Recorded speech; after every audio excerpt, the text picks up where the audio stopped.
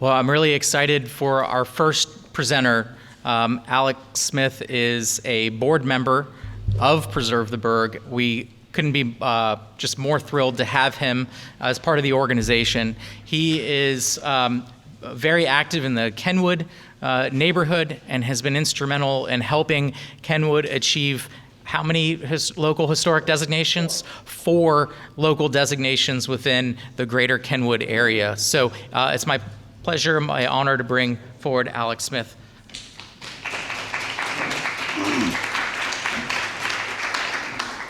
So good morning. How's everybody doing?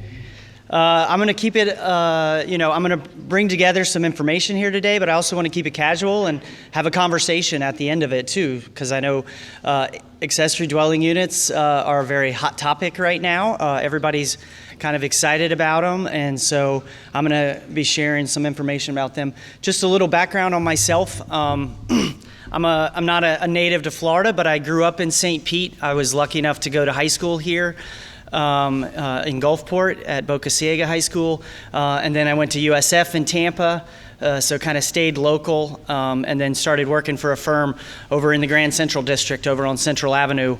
Worked for a real small firm over there for 4 or 5 years. Moved into historic Kenwood, fell in love with the city even more, and have just been actively involved kind of with the neighborhood association over there. And then Manny and Robin Reed, our president, kind of brought me on to the board for Preserve the Burg about 1.5 years ago.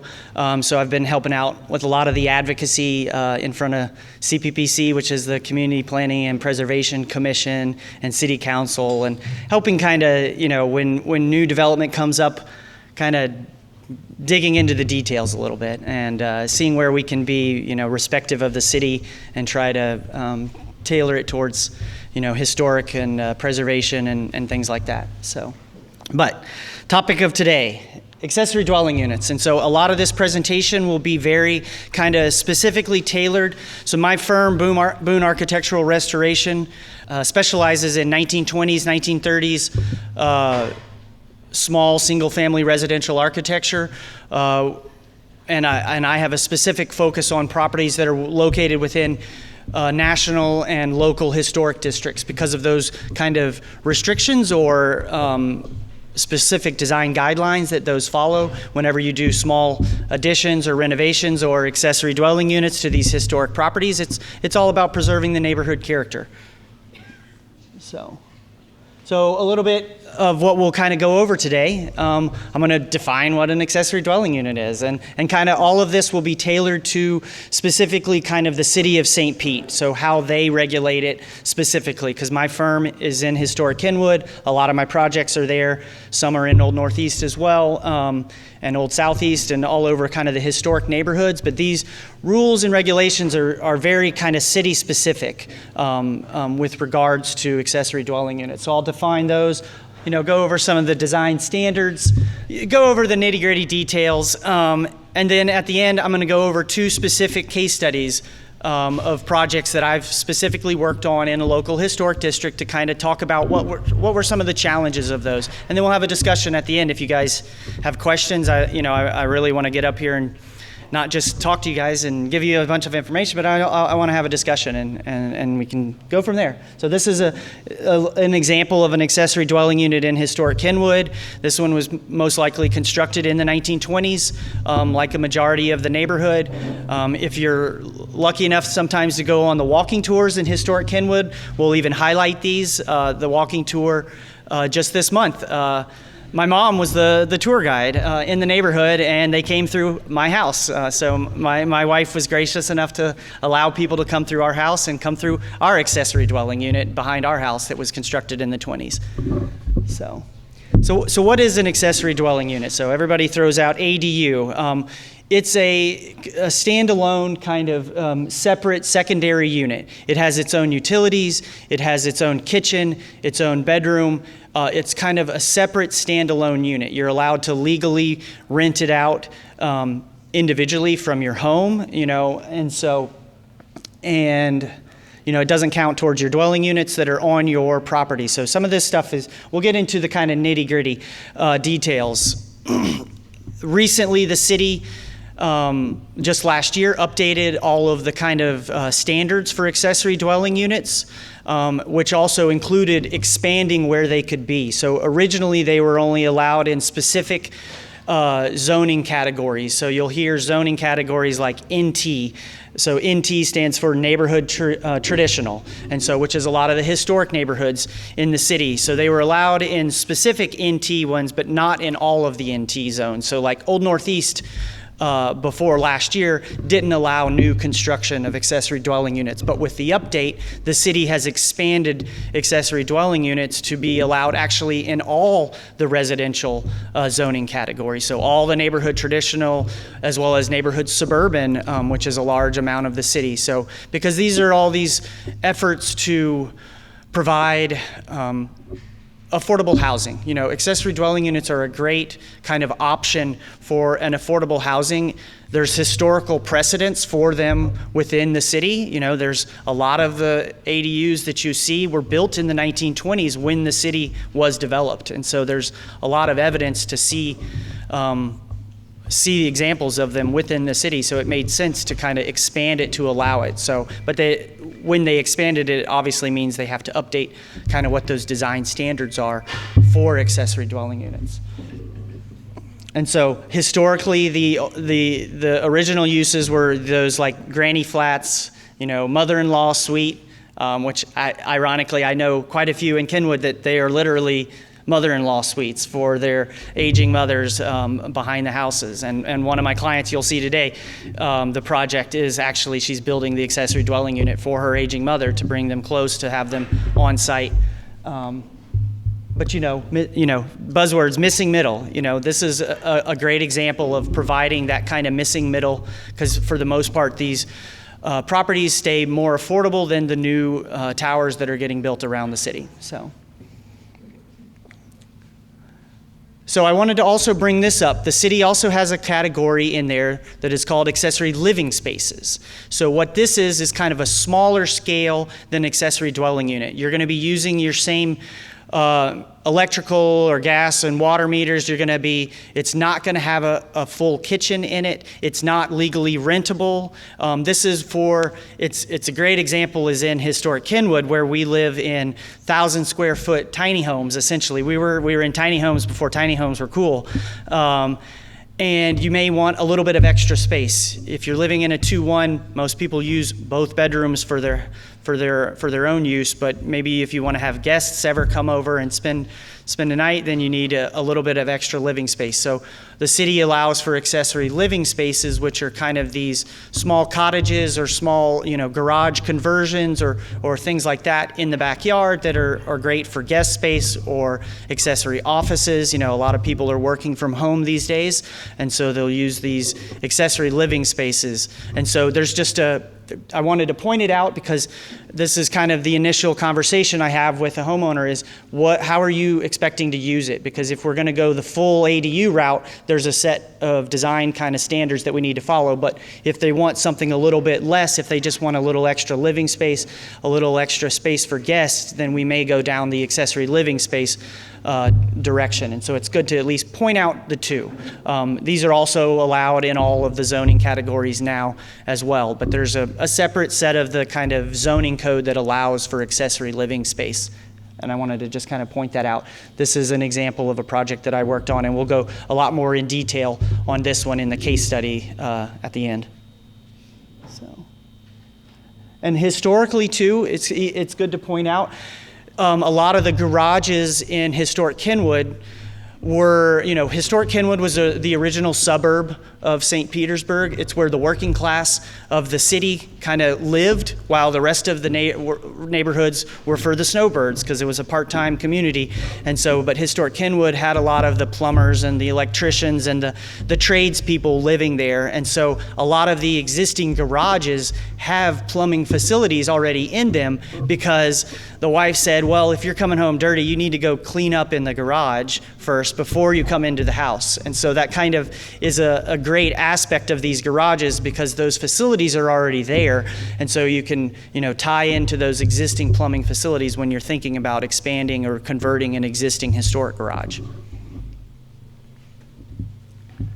So I don't like to put a lot of text on slides. So this one, I had a lot more on there, and I kind of tried to even pare it down even more. These are kind of the very specific design standards that the city of St. Pete has for accessory dwelling units. So the city has created a really good handout that's available on the zoning's website that you can go and get, but it has all of these kind of very specific design standards. And these were all updated last year with the update. And so you can kind of see the maximum square footage is 800 square feet, or 67% of your buildable or of your principal house. So if you have a 1,000 square foot house, essentially your ADU can't be any larger than 670 square feet. And so that's kind of the very nitty-gritty specifics. And then there are other kind of very specific ones according to which zoning you're in with regards to setbacks, because when they updated the codes to allow them in the suburban districts, those lots are very different than the traditional districts, because the traditional districts are very standard in their kind of 50 by 127 feet size dimension, and so they're very used to where those are located. And with suburban districts, they had to create a little bit of extra rules in there to kind of accommodate that. And I can't specifically talk about the suburban ones as well, just because I deal only in traditional districts. So I can talk about those very specifically, because I've worked on a number of ADUs within historic Kenwood already. And so this just kind of goes over some of the very specific rules. You know, you can't use it for transient housing, so short-term rentals isn't, a legal aspect in the city of St. Pete in traditional neighborhoods. There are other zoning categories where that is allowed, but you'd have to look at that specifically. You can't subdivide the lot after you build an ADU, and you can't build an ADU before the primary house is there, because then you can't figure out what you're calculating the square footage is if you don't have a building on the site. And so those are just kind of some of the nitty-gritty. And like I said, there are some very specific codes that are available online, and I'll have links for those at the end of the presentation as well. So if you're really interested. So planning for an ADU. So this is kind of the general, when I sit down with a client that wants to learn about how to plan for an ADU, I talk about kind of three kind of categories. First and foremost is always the land development regulations, also known as the zoning code. You want to know how big you can build it. And, there are three things under the zoning code that they're usually looking for. And, it's words like floor area ratio is like how much square footage are you allowed to build on a lot. And so the easy way of defining the floor area ratio is, say it's 0.4. So if you have a lot that's 5,000 square feet, you can build enough square footage to include 40% of that lot.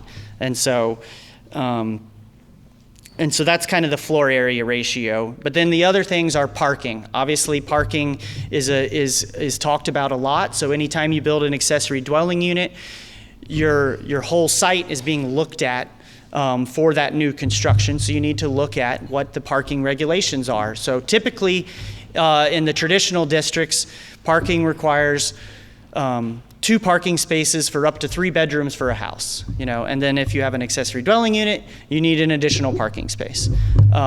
There are exceptions to that rule, but those are all related specifically to if you're located near high transit, if the square footage of the accessory dwelling unit is under a certain amount of size, and if you have all of your legal parking spaces for your main house already on the site. Because you'll drive around neighborhoods and you'll say, well, that person doesn't have parking on their site and that person doesn't have it. And unfortunately, that's just, these houses have been here 100 years. They've been modified a lot, and we're not regulating that very specifically. But when you go to build new construction, that's when they look at everything, and so you have to at least plan for that. And so that's kind of the general rules for the land development regulations. And when you look at things, you've got your zoning code, and then you've got your building code. So that's the Florida Building Code. Residential is all of the building permitting stuff. So life safety, building construction, minimum room sizes, minimum head clearances, all the general specific details, hurricane ratings and all of those things that's kind of very specific to the building. Whereas ADUs are more regulated as well for the zoning category, and just trying to understand those things. And then all of my clients are in historic districts, so it's also, knowing what the rules and regulations are for historic districts. One being a COA, which is a certificate of appropriateness. And so those are required if you live in a local historic district. You're required to get a certificate of appropriateness for anything that essentially touches the outside of the building and is visible from your neighbors. And so anything on the outside, so any obviously new construction, and the scale of that COA kind of depends on the scale of your construction. And so if you're doing a minor change to the exterior and changing out a door and a window, then that's kind of a staff level approval. Whereas if you're doing a large addition or an ADU, then you're going to have to get approval from the CPPC, which is the Community Planning and Preservation Commission, which is an appointed board that you have to go to and speak in front of to talk about that. And then the other thing I talk about is ad valorem tax exemption, which isn't only in local historic districts. That's also in national districts as well. So if you're in a national district, you can apply for an ad valorem tax exemption, which essentially locks in your property taxes to the existing value of your home for 10 years before the cost of the construction. Because typically when you build new on a house, your home value is going to increase because you've increased the value. But an ad valorem tax exemption will kind of keep it locked in its existing value. But they'll talk a lot more probably about that later on in the incentives discussion as far as the specifics of that. But I like to point it out because if you do go through the AVT process, then that also has to be reviewed by the preservation staff, as well as potentially go to the Planning Commission as well for approval. Because you're saying, I'm in a historic district, I want to design this to meet the historic character of the neighborhood and reflect that. So I wanted to point out, so I talk about historic districts. I use this on the walking tour, and I share this slide a lot. So this is historic Kenwood's kind of outlines. To the right is the interstate, to the left, 34th Street. We've got 9th Avenue on the north and First Ave South on the south. So the little dashed line around the whole border kind of shows where our national district is. And so what a national district means is, essentially a plaque that says, congratulations, you have a bunch of old houses. It doesn't come with any regulations or restrictions on demolition or any approval from the historic department. It does allow you to apply for ad valorem tax exemptions, which is a benefit, but it doesn't come with any of the kind of guidelines to regulate. And then these 4 pockets are local historic districts that we have slowly created within historic Kenwood. Because of the voting process, it's quite a hard task, and so we've been breaking it up into about 150 to 250 home sections within our neighborhood, because that comes with, right now, even in the national district, if you're not in a local historic district, a homeowner could purchase a house, demolish it, and build something brand new, and no one could say no. And so, and we're afraid of that in our neighborhood. We want to preserve the character in historic Kenwood, but it does come with restrictions and regulations. And so it's just knowing where those are. It's interesting to see that, we have 4 that have been created in the last 6 years, and of these contributing homes citywide, we're about 79% of all the contributing homes in local historic districts are in our neighborhood in the last 6 years. And so that will kind of show you the efforts that we've been putting. And when the 2003 National District was created, we did a full report documenting all the houses. And when I went through that a couple of months ago, counting numbers, I found out that there were about 197 garage apartments already existing in the neighborhood, which is impressive. And we have about 1,200 parcels in historic Kenwood, so that's a large number of existing garage apartments that were there. But I like to show this to kind of talk about historic neighborhoods as well, to kind of understand when a client comes to me and say, well, are you in a national district? What are some benefits that you can go through? So here's some lovely historic examples that are within historic Kenwood. So all of these are in historic Kenwood, and you can kind of see the general form. All of these happen to be 2-story garage apartments. Just because of the research that I was doing for a project was very specific to 2-story garage apartments, and kind of especially ones that are on corner lots, to kind of see how they oriented their garage apartment to the side street as well as to the avenue facing primary house. And so we were kind of looking very specific to those details. But these are just kind of some examples, and you can kind of see the general mass and form with some overhanging porches, or side street entry with original carriage doors on the blue one, or the one to the left of that was actually a general store originally in the neighborhood that's been converted to an accessory dwelling unit behind an apartment. And so it's these very historic examples that were built 100 years ago in the neighborhood. And then the typical interior, I've got plenty of interior shots because I have one of my own. And so they're modest in size. This building is only 575 square feet on the interior, yet it has 2 bedrooms. They're small bedrooms, but it can fit queen beds in both bedrooms. Very open floor plan, sharing the living, dining, kitchen kind of space. And so you can just kind of see the general layout. The bathrooms are a little small. This one's doesn't meet current building code as far as minimum standards, but it's a historic garage apartment, and so those standards didn't exist 100 years ago. And so I wanted to do a couple of case studies to kind of go through the design process, the planning process on specific projects that I've worked on, so that you can take all that information that I just threw at you and kind of see how it can be implemented. And so this is a garage apartment that we're still actually in the middle of designing right now, but it has gotten approval from the Historic Preservation Commission. And so to just kind of go through that process. So this is a 2-story garage apartment. This one had a lot of challenges, and I'll go through what those challenges were. It is in a local historic district, so we had to get approval from the CPPC for the construction of it.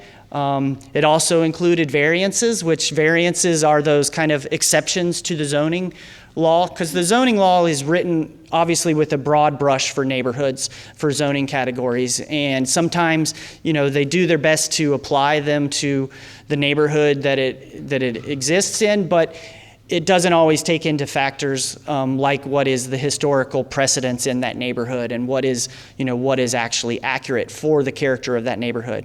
And so when you need exceptions to the very specific rules, you have to pull a variance. And I know architects out there hate that word as far as, because it's a process that is involved, but I haven't been shy of it, and as long as you are doing stuff that is appropriate for the character of the neighborhood and what's historically accurate, then that's what's really the key important thing here.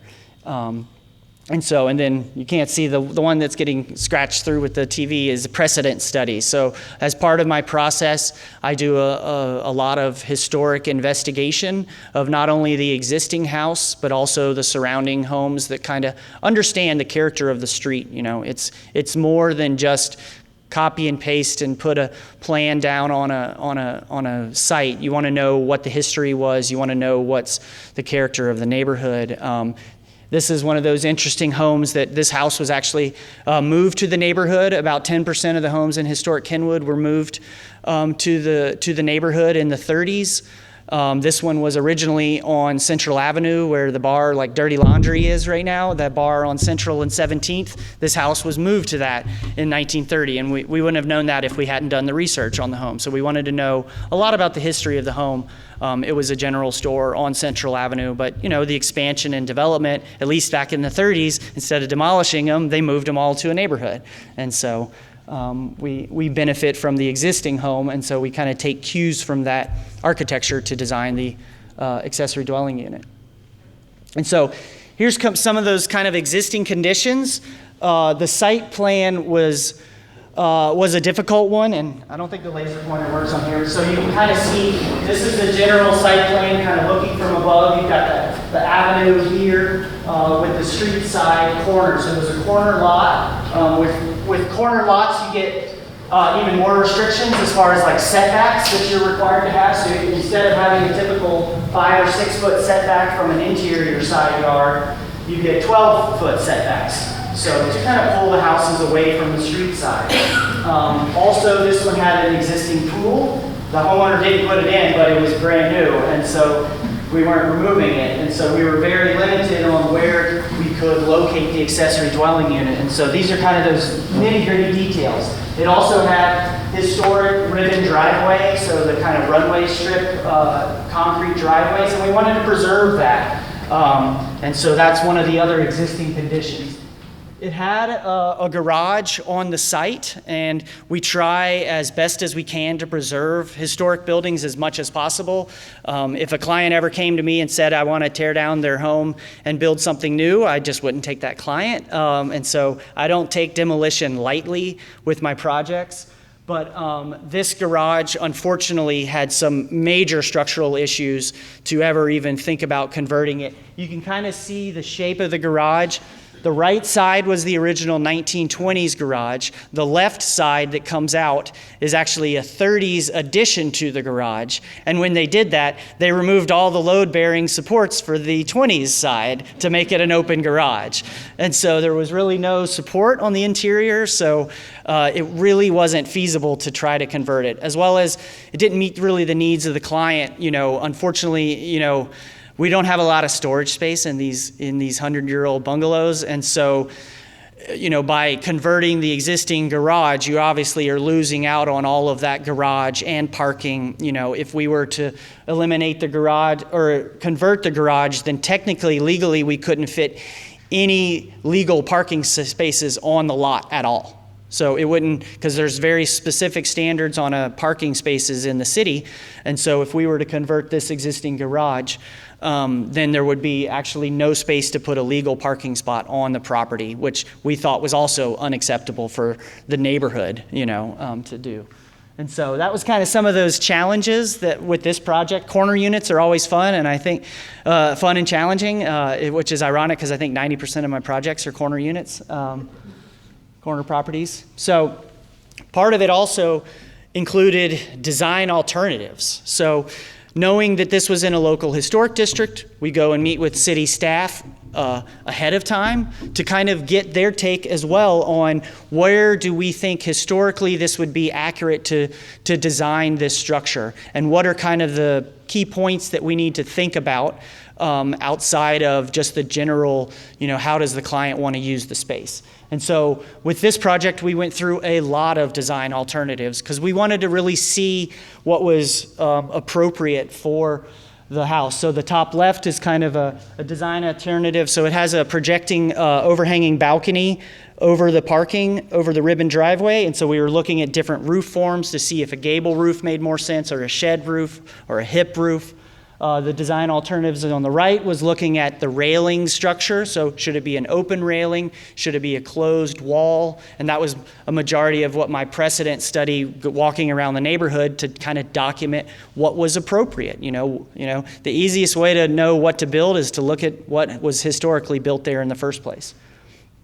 This one on the bottom right was kind of looking at different material choices on the bottom half of the building, because a lot of historic ADUs will have maybe concrete block on the bottom versus a wood siding, and what is appropriate, And then the one on the left was if we didn't do the overhanging porch at all, because we were going to be required to pull a variance for the overhanging balcony, and we wanted to see, well, what if we just eliminated that space from the property to eliminate that variance and see what it would look like. And so, and we realized when we did that, then it made the scale of the building even seem larger.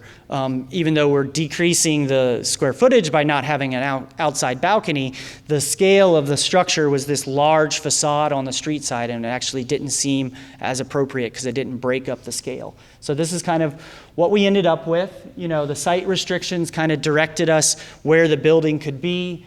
We wanted to talk about, when I talk about ADUs, now zoning allows new construction, accessory buildings. I think the starting roof line has to be in the 20-foot height limit at the starting of the roof line. We dropped this down to 18 feet because because that was what's more historically appropriate. You know, when people build new construction, yes, the zoning allows 24-foot tall houses, but it maybe doesn't make it appropriate. And so we want to make sure that the character of the neighborhood is preserved when we're doing this new construction. Yes?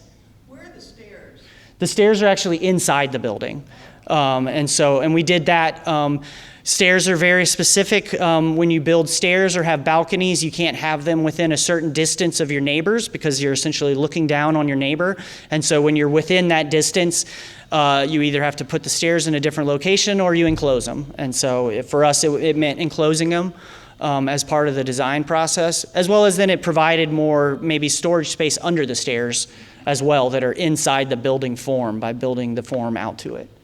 And then you can kind of see this is kind of the interior layout of the structure. You can see we have a garage with like a small storage space. The stairs are entering off the alley, and then similar, just very simple design plan on the interior with a bedroom, a bathroom, a lot of closets. Probably more closets in this design than in my house, which is I'm jealous. And then just kind of that open floor plan where the kitchen, living, dining is kind of shared to make it, seem as big as possible. This unit is only 550 square feet, and that includes the stair square footage, which takes up a lot of space. But, they have 135 square foot balcony, so outdoor living. We decided on a closed railing because that was the most appropriate kind of design for the neighborhood.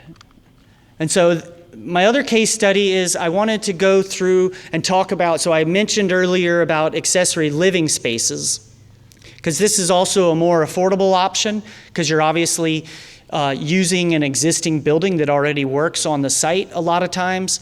It's a more sustainable because you're not demolishing existing building materials. And sometimes that's all the homeowner really wants. They want just a little bit of extra space. They've outgrown their 1,000 square feet, so maybe they get 1,200 square feet by using an existing structure on the site. And so this was an interesting project, also a corner lot, had a lot of restrictions with that. It wasn't in a local historic district, but it was in the national district. So we went through the ad valorem tax exemption process, which also then required us to go through the CPPC, through the Community Planning Preservation Commission for approval because of the scale of the construction that we were doing, as well as it required variances because everything historic maybe doesn't always meet current codes. And so when you start changing the use of buildings, you've got to bring everything up to code technically. And so that's where you just need to be aware of those things. And so this is kind of the final design, outside look of it. But it was an existing one-car garage. You can see the existing structure doesn't have the original garage doors. It had a single door and a window. It was covered in aluminum siding. All of the eaves were kind of boxed in. So some of the details of a historic structure that we try to kind of point out is, opening up those details and restoring, had the original wood siding under there, restoring the wood siding. And you can see the site plan as well. This was also a corner lot and a very small property. It actually doesn't even touch the alley. It's one of those small Kenwood properties that are on corner lots where there may be another house behind it that's a separate property. So you can see the depth of this lot was only 92 feet deep, which is typically 127 feet is a typical Kenwood lot. But it had very, restrictive site.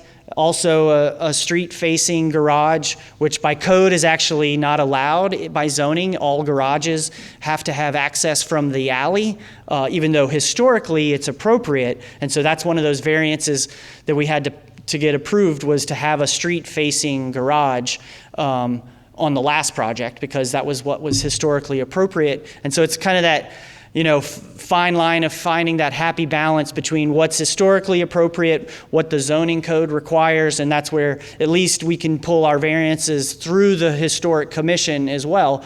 And so they kind of have an eye to what is historically appropriate, and staff can kind of guide us to find that happy balance. And I always recommend everyone, if you have a property in a historic neighborhood, reach out to city staff. They're here today.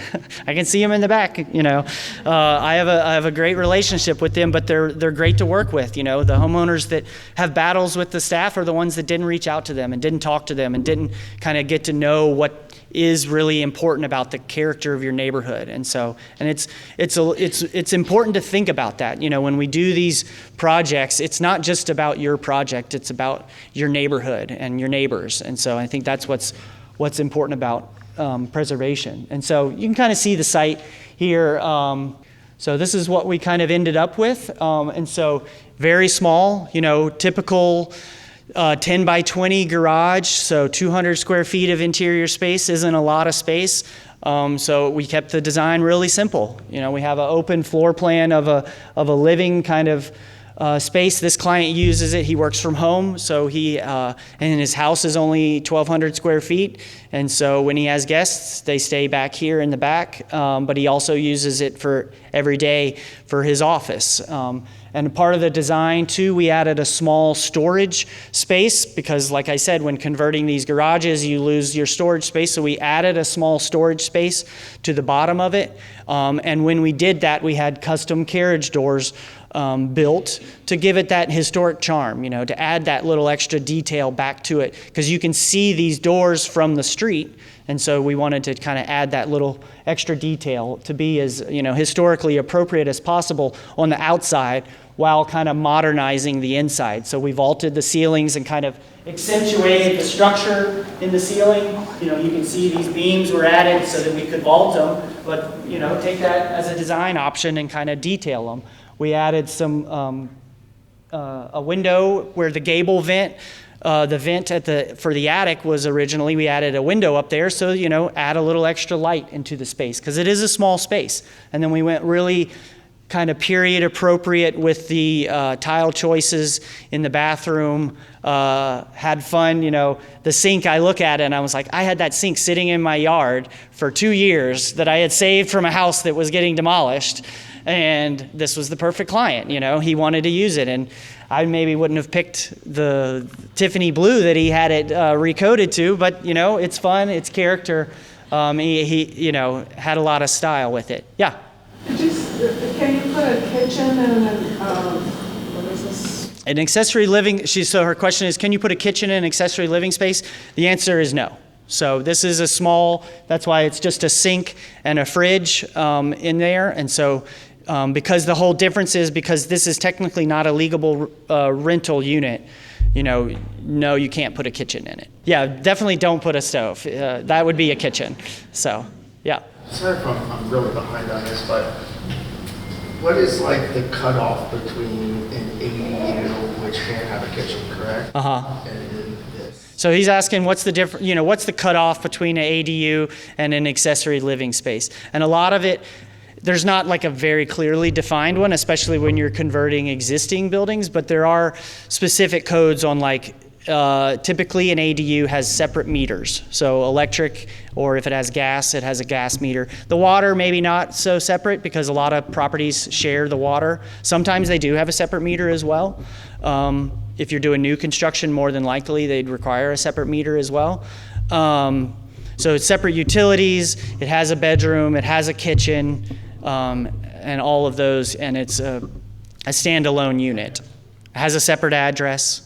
And so all of those kind of specific details. And but yeah, so this was that. And then there's some more interior shots just to kind of show, since it was a small space and a small lot, and he had a small house, we wanted to try to increase the livable space on the property as much as possible. So we built a very large pergola that connected a covered pergola that connected the house to the garage. And so and we did kind of side-facing doors to that space, so they kind of oriented to the house. And so he's now, the covered pergola, you can't see, it's 275 square feet of covered area, so it's actually larger than the entire garage as well. So he's really created it into an outdoor living space with putting in, fire pit and all those fun little activities and a kitchen and things like that. And so So here are some helpful resources and links. These are the city's links here. If you want specific details kind of on those big picture land development regulations, the zoning code, this will get you to that site. And if you Google it, they're really easy to find as well. But this will tell you kind of where the zoning map is. So, because like I said, it's all very specific to your zoning category. So you need to find out what your zoning is, if you're in NT2 or NT3, and then kind of look at those details. And then I put the city's preservation website there because that will connect you to the city staff. It'll also show you all of the Community Planning and Preservation Commission when those meetings are on Tuesday sometime. You guys can remind us when. I know it's on like the second Tuesday at 4 or so, at 2. and you can watch those online if you're really bored, which I do every month. Just because if I'm not presenting, I want to know what they're talking about and kind of know what the discussion is, because that's really what's important, is kind of knowing what the rules are, but also kind of knowing what the character of the city is. And it's a really great commission. It has architects, it has builders, it has developers, it has people all sitting on the commission that really care about the city. And so you want to know what you will expect when you go to speak to them as well. And then, Florida Building Code. If you're really bored, you can dive deep in there. And I just put the residential one up there because that's a lot of the specifics, obviously, regarding residences. But now, questions, discussions, anything. I can flip back to slides as well. Yes. Yeah, in your historic Kenwood neighborhood map, you had pink property that was called Non-contributing, yeah. And what does that mean? So he asked on my historic Kenwood map, I have pink properties that are labeled as non-contributing. And so what that essentially means is when we created the local historic district, those properties weren't historic in nature. And so they were either not constructed more than 50 years prior to when it was certified, or had been altered so much that they didn't have the historic character left. And there are a set, when you're in a local historic district, there's this matrix that is a chart that kind of shows you whether an item that you're doing has to be done via staff approval or has to go to the Community Planning and Preservation Commission. But they're in two separate brackets there. One for contributing homes, one for non-contributing homes, because it's not as restrictive on homes that aren't historic. So it still has to be approved because it's all about neighborhood character, but it's not as restrictive as the ones that are contributing. Here and then here, yeah. Do you have any idea of how the number of garage apartments has changed in the last 2 years? I don't. I know you can sometimes request those. So he asked how many garage apartments have changed in the last 20 years. I think that was in 2003. I don't have those numbers. I'm sure someone at the city could get those numbers because they have all of that data. These maps are kind of clipped from the city's preservation GIS map. So you can go on to the city's zoning page or on the preservation page and click and go through, and it's an interactive map, and you can turn on national districts and turn off or turn on local districts to kind of see specifically which properties and where they're located.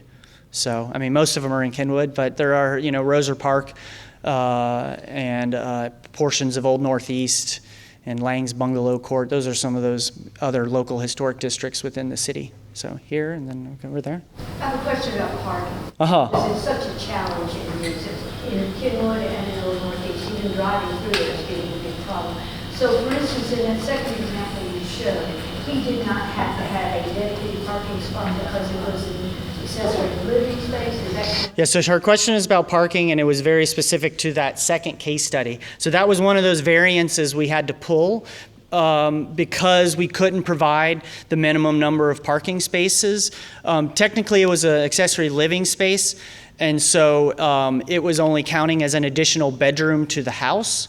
But because of his proximity to mass transit, because he's only 2 blocks off of First Avenue North, then we were able to get that exception to the parking. One extra little thing. In the first example, where they built a 1-1 over the Can you count the driveway as parking also, or just the garage? For that specific so the other question was with parking regarding the other garage apartment.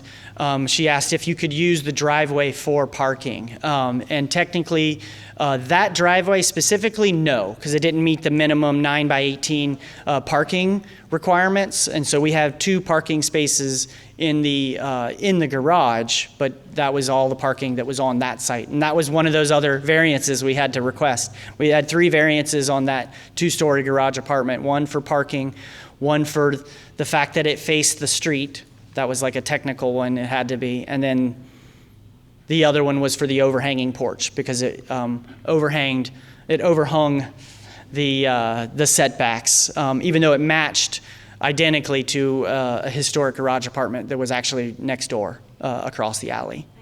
So over here and then back over there. Yeah, you had mentioned, you had noted that for the ADUs were not allowed, you were not allowed to do transient housing. What does that mean, and what does it mean in relation to using that unit as an Airbnb?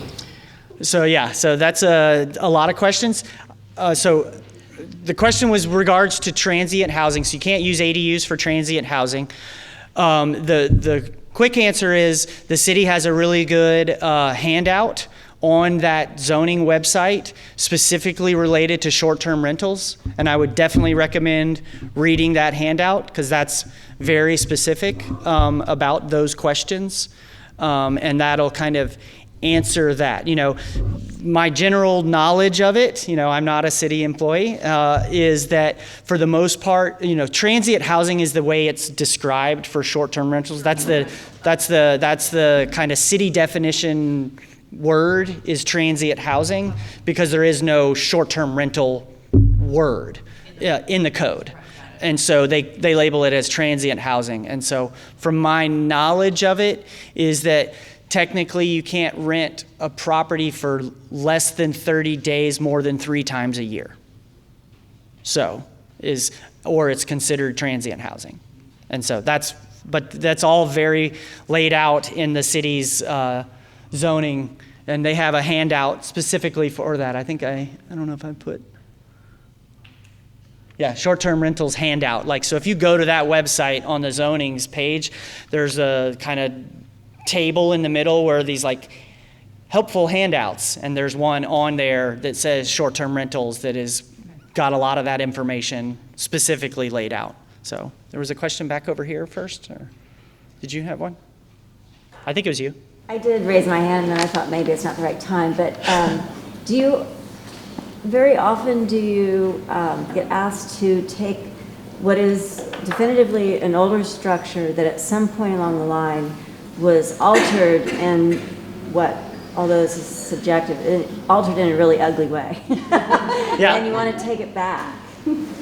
For example, like an upstairs overhang or whatever that I think maybe was a porch and then got it enclosed and now it looks like Frankenstein's. Yeah, it's sloping because it was a porch. Yeah, I mean, constantly, I encourage opening porches as much as possible. I think our neighborhood has been a great example 20 years ago when we were incentivizing opening porches because everybody in the 70s and 80s enclosed them to kind of increase that square footage. And so a lot of my projects do involve not only additions but involve major renovations or restorations. That's, why I put it in my business name, is restoring the historic character of the neighborhood. And so, but definitely a lot involve that. So over here and then over here. Yes? So my question is about ADUs and privacy for ADUs that are rentals. How do you work with the client to design in such a way that the entrance is private, and how do you deal with the outdoor space that may be a backyard? Yeah, so it's very specific to their site. Having a garage apartment myself behind my house, we try to create kind of ours are from 100 years old, so we didn't really get to dictate where the stairs were, but we encourage kind of landscaping features to kind of provide that privacy between us and our own house.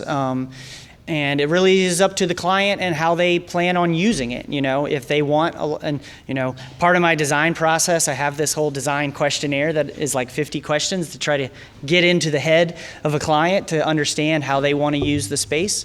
And one of those is, what are your thoughts on privacy and how do you want that interaction between you and your apartment? And so the case study I showed here, she's building it for her mother, but as she's aging, so she's probably not going to be here forever as well. And so she does want privacy. So she tried to, orient the living spaces away from the backyard. She was lucky enough that, she lives on a corner lot, so she can kind of orient them to the street side.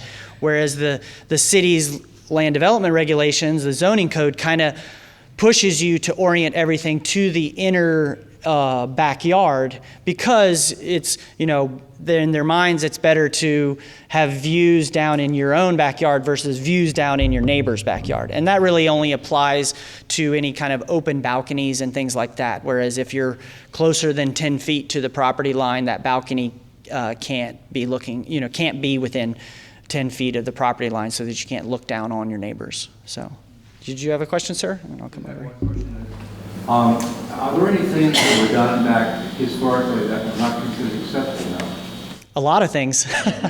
His question was, are there anything built historically that aren't acceptable now? I would say a lot of them don't meet current codes, and that's why a lot of my projects involve variances, and they're sometimes technical variances because they were historically appropriate, but the way the rules have been written, and like I said, zoning is sometimes written with a broader brush that's very specific. They do it as best they can to try to get it right for that type of neighborhood, but it doesn't always meet the historic specific character of that. Over here. So I had a question about the ALS. Is there size specific, like the auxiliary dwelling units, is it size specific to the current home? With the accessory living space, I don't. Ooh, that's a good. She's asking if it's size specific. I don't know off the top of my head if it's a specific requirement, because it's considered. I think it meets this. It matches the same as the ADU as far as how big it can be built, which is typically that 67% of your main house. I believe is what is regulating accessory living spaces as well. So that guy, the second case that you did, where he had that storage space and the outdoor space, is that included into his size? Like it's 200 square foot, you said 50 square foot for storage, and then 275 for pergola. Is that storage and pergola included in that 200? Like, is it 200 on top of that? No, it's not. So it's accessory, so it's in its own separate group. Then the pergola is not enclosed, so that's not considered enclosed space. But the storage space would be included as be part of that kind of limit to the accessory. But since he has a 1,200 square foot house, he's well below the 67% threshold because it was about 250 square feet. But typically, with residential code, the square footage is your gross building square footage. So it's like the square footage on the outside edges of the walls. So even the wall thickness is included in the kind of calculation of the square footage. Yes? Are any of these historic districts in flood zones that you have to go with FEMA requirements? So his question is, are any of these historic districts in flood zones that you have to go to the FEMA requirements? I don't know. I would say 95% of my jobs are in historic Kenwood, which is one of the highest elevations in the city. So I don't have to deal with that, thankfully. And so I'm sure there are in Old Northeast, there are national districts that are located in the flood zone, and in Grenada Terrace, just north of Old Northeast there. That is a local historic district, and I'm sure some of those properties are located within that as well. And so, but that I don't know specifically. Yes? I'm just curious, with an increasing elderly population, have you begun to see more interest in simply garage conversions to accessory dwelling units or a single-story accessory dwelling? I would think so. I mean, it makes it, so his question is, with the elderly population, do we see more accessory living spaces versus accessory dwelling units, right? Or just single story conversions versus full on? I think it's very specific to the site, and to the user. And sometimes it comes down to budget as well. It can be it can be a lot more affordable to convert an existing garage, obviously, because you've kind of already got that outside shell, depending on the condition of it. Is definitely a big caveat. But I haven't noticed I have one client that's building an ADU, but they have a lot and a half. And so they didn't need to go up because they have an existing garage that they could keep.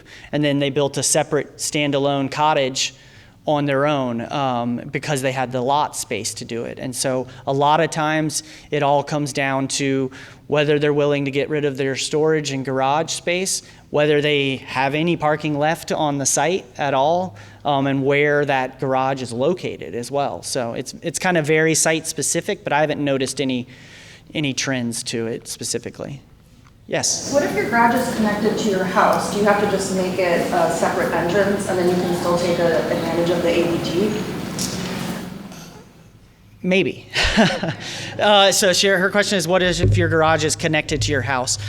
A lot of historic garages were never connected to their house, so I haven't dealt with that specifically. That's definitely probably more in the neighborhood suburban type of category, and I don't know those rules as well, but I do know there are specific kind of rules in there with those connected garages about having a separate entrance on the side that's not, predominant, so there's no confusion where the main house is and the accessory house is. But there are, if you look up the ADU rules on the city's website, there are very specific ones to neighborhood suburban versus neighborhood traditional type of regulations. Yes? I appreciate everything's site-specific, project-specific, but are there general benchmarks for schedule and cost that clients should consider, or if not specific benchmarks, are there best practice and advice in terms of allowing clients to think more realistically about those things? Yeah, so he's asking if there are general kind of benchmarks when you think about an ADU as far as maybe size or cost or schedule and things like that. And so what I would say is, in general, you think about probably maybe a typical 2-car garage, maybe even a 3-car garage with an apartment above it. And so for the most part, you're going to be looking at around 450 square feet for a 2-car garage, 200 to 250 square foot per garage bay, and kind of laying that out. And so that's what you would see in general as far as the size-wise goes. Like I said, the historic example, you can fit 2 bedrooms in a 575 square foot apartment. It'll be tight, and so it just kind of depends on the needs of the client. So, but obviously, the more bedrooms you put, the more parking you have to have as well. And so that kind of is that push-pull between what the zoning rules are and how much space you can build. Cost-wise, that's a hard question to answer always. The restoration one, converting one, that one was close to $100,000 to restore and convert that garage because of its very poor condition. But we wanted to preserve the garage, and a lot of my clients are very historically focused, so they want to add those extra little historic details that sometimes cost money. But in a 2-car, that 2-story one was upwards of $200,000 to do kind of a garage apartment. And so it's just kind of figuring out what the value is for you as a potential investor, but also those kind of intrinsic values that you get from having your mom live on site or something like that, that are obviously hard to calculate if that's the case. So, we good, Manny? Okay. Well, thank you guys so much. I'll be around today.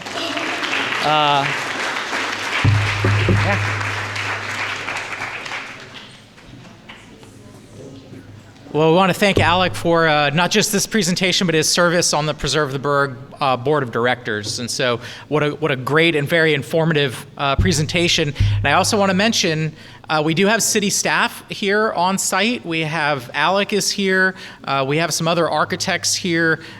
So this is really, I can see there's a lot of questions in the room, and in the expo space, you might find some answers to those questions. So we're going to take a little bit of a break for you to visit with some of our vendors in the gallery, explore the museum, and then we'll come back at 11:30 for our next presentation.